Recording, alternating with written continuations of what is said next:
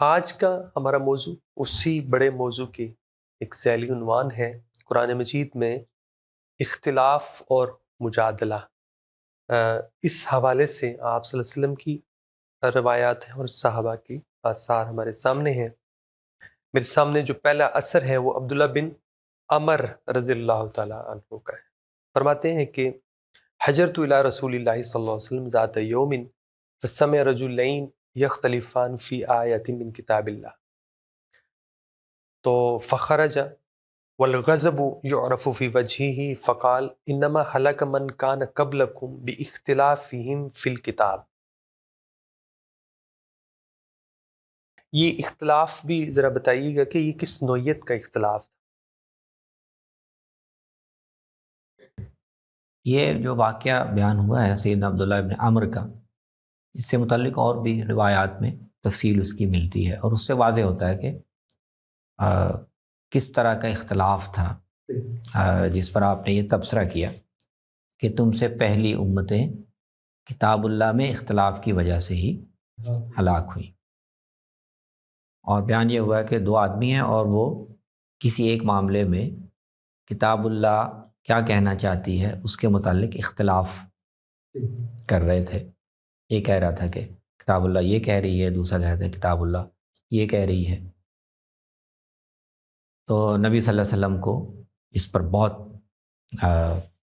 ناراض ہوئے، آپ کا چہرہ مبارک سرخ ہو گیا اور آپ نے نکل کر ان کو ڈانٹا بھی، اور ساتھ یہ کہا کہ کتاب اللہ کو اختلاف کا عنوان بنانا اور اس کے بارے میں اسی سے امتیں پہلی بھی ہلاک ہوئیں اور تم بھی ہلاک ہو جاؤ۔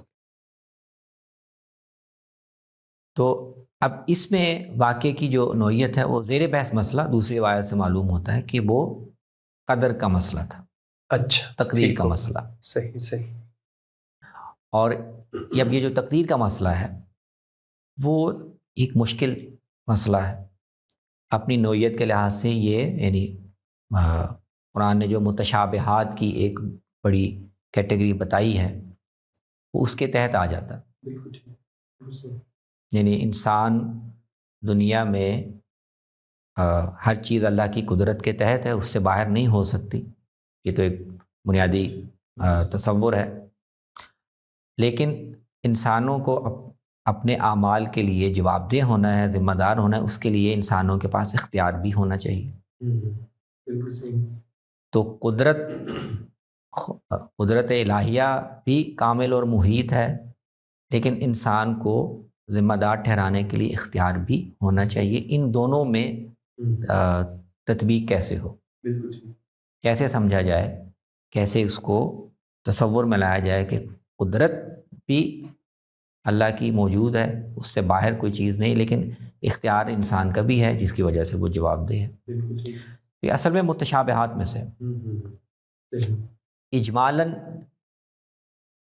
ایمان اس پر کافی ہے کہ وہ کیسے اختیار اس میں سے پیدا ہوتا ہے۔ بالکل ٹھیک ہے۔ یہ اس کو سمجھنا، اس کو تصور میں لانا بہت مشکل ہے۔ اب قرآن مجید یہ کرتا ہے کہ وہ دونوں پہلو بیان کرتا ہے۔ جی بالکل۔ جہاں وہ اللہ کی قدرت اور اس کی عظمت اور شان کا تعارف کرواتا ہے وہاں قدرت کو بیان کرتا ہے، اس میں یہ بھی بیان کرتا ہے کہ انسانوں کو جو توفیق ملتی ہے وہ بھی اللہ تعالیٰ کی طرف سے ملتی ہے، لیکن اس کے ساتھ ساتھ وہ انسانوں کو ان کے اعمال کا، ان کے فیصلوں کا ذمہ دار بھی ٹھہراتا ہے، بالکل ٹھیک، اور اسی بنیاد پر ان کو جواب دہ بھی ٹھہراتا ہے، اور یہ بھی نسبت بھی کرتا ہے کہ تم جو کرتے ہو اور اس کے تم ذمہ دار ہو، اور وہ اپنے اختیار سے تم کرتے ہو۔ بالکل ٹھیک ہے۔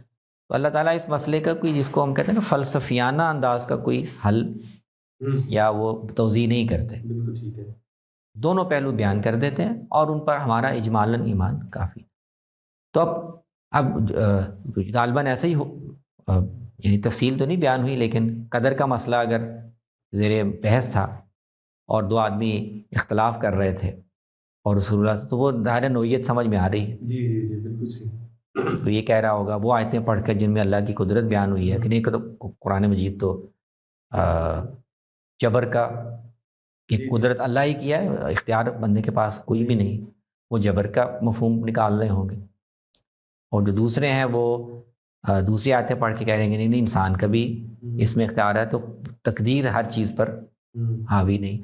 تو اس کو آپ نے ناپسند کیا کہ اس اب دونوں باتیں کی جو کہ یعنی صورت اس سے کیا بن رہی ہے کہ دو باتیں جو اللہ تعالیٰ بیان کر رہے ہیں ان کو آپس میں ٹکرانے کی کیفیت پیدا، یعنی یا تو اللہ یہ کہہ رہا ہے یا اللہ یہ کہہ رہا ہے، اور وہ دونوں بات آپس میں ٹکرا گئیں.